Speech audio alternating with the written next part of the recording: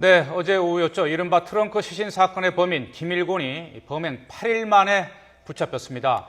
이제 김일곤이 왜 희생자를 살해했는지 또 비슷한 범죄를 더 저질렀는지를 수사를 통해서 정확하게 밝혀내야 하는 상황입니다.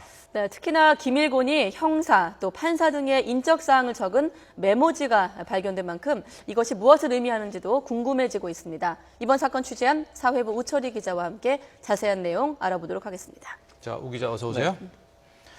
공개 수배를 했는데 결국은 시민의 제보로 붙잡혔다고 봐야 되겠죠? 네, 그렇습니다. 범행 8일 만이죠. 어제인데 시민의 신고와 또 격투 끝에 마침내 김일곤이 붙잡혔습니다. 네, 좀 자세히 살펴보면요. 네. 어제 오전 11시쯤 서울 성수역 인근에서 검거가 됐는데요. 이보다 앞서 인근에 있는 동물병원에 들어가서 동물의 안락사약을 했는데 이에 대해서 병원 관계자들이 못 준다고 하자 흉기로 난동을 부렸습니다. 이에 의사와 간호사가 진료실로 들어가서 문을 잠그고 112에 신고를 했는데 이후 이에 놀란 김일곤이 도주를 하다가 출동한 지구대 경찰관이 김일곤을 발견했습니다. 네. 이에 이제 격투가 벌어졌고 결국 검거가 됐는데요.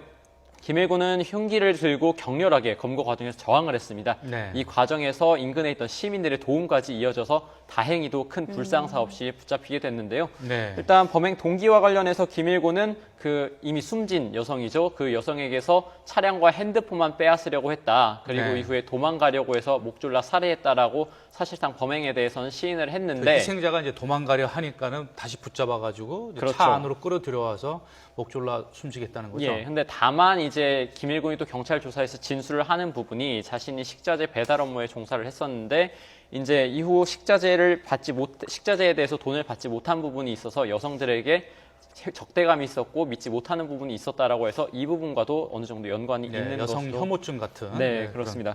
그래서 또 이제 범행 이후에는 강원도 속초나 부산, 울산 등 전국을 소위 활보를 했는데 이 때문에 경찰의 포위망이 사실상 구멍이 뚫린 것 아니냐 이런 지적도 있습니다. 네. 일단 경찰은 김일곤을 붙잡은 지구대 직원 2명에 대해서는 오늘 1계급 특진할 예정이고요. 또 네. 관련 직원과 시민에게는 표창을 수여할 예정입니다. 네, 일단 붙잡았으니까 범행 동기를 파악하는 게 이제 관건일 텐데, 네. 자, 그런데 말이죠. 이 김일곤의 소지품 가운데 이른바 살생부로 보이는 메모지가 발견되지 않았습니까? 네, 그렇습니다. 일단 경찰 수사 과정에서 확인된 내용을 저희 YTN이 단독으로 보도한 사항인데요. 일단 검거 직후에 경찰이 김일곤의 소지품을 수색하는 도중에 바지 주머니에서 발견이 됐습니다. 네. 지금 화면으로 나오고 있는데요. 가로 세로 약 10cm 정도 되는 메모지 2장이 발견이 됐습니다. 특별한 제목이 있는 것은 아니었지만 10여 명 정도의 이름과 직업과 같은 인적 사항이 기재돼 있었습니다. 네. 좀 자세히 살펴보면요. 네. 경찰서 형사와 법원 판사 그리고 병원 의사와 우체국 여직원 또 식당 여종업원 등이 기재가 돼 있었는데 일부는 이름으로 적혀 있거나 또 이름을 기억하지 못하는 사람은 의사 또는 간호사 등 직업이나 소속으로만 적혀 있기도 했습니다. 네. 경찰에서는 이 메모지에 대해서 뭐라고 하고 있습니까? 네, 일단 경찰에서 탐문을 벌여봤는데요. 이 메모지에 있던 사람들 가운데는 거의 이제 김일곤과 마찰을 빚었던 사람들이었다고 경찰은 밝히고 있습니다. 네. 그동안 김일곤 자신에게 피해를 줬다라고 생각하는 사람들이 들어있는 명단이라는 건데요. 또 좀 자세히 살펴보면 형사 같은 경우에는 과거에 이제 김일곤을 조사했던 형사, 또 의사 같은 경우에는 김일곤이 교통사고를 당했을 때 치료했던 의사, 또 식당 여종업원 같은 경우에는 자신의 돈을 가로채고 도망간 사람 등으로 이렇게 진술을 했다고 현재 조사가 된 상황입니다. 다만 경찰은 명단 가운데 아직 실현된 것은 없고 일종의 허무맹랑한 계획이라고 밝히고는 있는데 김일곤이 경찰 조사 과정에서 혼잣말로 이 사람들 다 죽여야 하는데 이런 말을 했다고 하거든요. 네. 이 때문에 경찰은 이 메모지가 사실상의 살생부로 판단하고 있는 셈입니다. 네. 그리고 또 이 김일곤이 자신과 아무런 연고가 없는 강원도에도 여러 번 다녀왔다고 하던데요. 네, 그렇습니다. 일단 김일곤은 앞서 지난달에 경기도 일산에 있는 대형 마트에서도 또 다른 여성을 납치하려다가 미수에 그쳤는데요. 그와 같은 달에 자신의 승용차를 이용해서 강원도에 여러 차례 다녀온 사실이 경찰 조사 결과 확인이 됐습니다.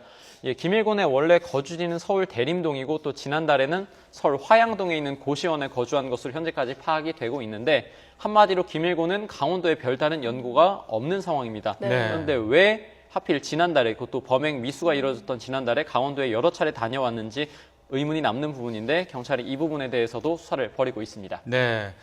걱정스러운 것은 또 여죄, 다른 범죄, 이미 저질렀을 범죄가 있는지 여부, 그리고 네.